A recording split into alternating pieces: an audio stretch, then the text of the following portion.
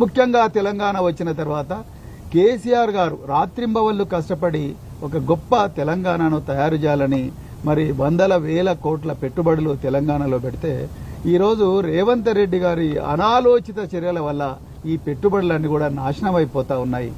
ఆ పెట్టుబడి లోపల నా విలువైన పన్ను డబ్బులు కూడా ఉన్నాయి. నేను రాష్ట్ర ఖజానాకు ఒక పౌరుడిగా, ఒక బాధ్యతాయుతమైన పౌరుడిగా నేను కూడా పన్ను కడుతున్నాను.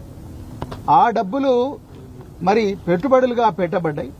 ఆ పెట్టుబడులు ఇలా రేవంత్ రెడ్డి గారి అనాలోచిత చర్య వల్ల నిర్వీర్యం అయిపోయినాయి, వేస్ట్ గా మారిపోయినాయి అనే బాధతోని రేవంత్ రెడ్డి గారి మీద క్రిమినల్ బ్రీచ్ ఆఫ్ ట్రస్ట్ భారత న్యాయ సంహిత 316 ప్రకారం ఆ సెక్షన్ కింద వారి మీద criminal breach of trust case పెట్టాల్సిందిగా ఈరోజు నార్సింగి పోలీస్ స్టేషన్లో నేను కంప్లైంట్ ఇవ్వడం జరిగింది.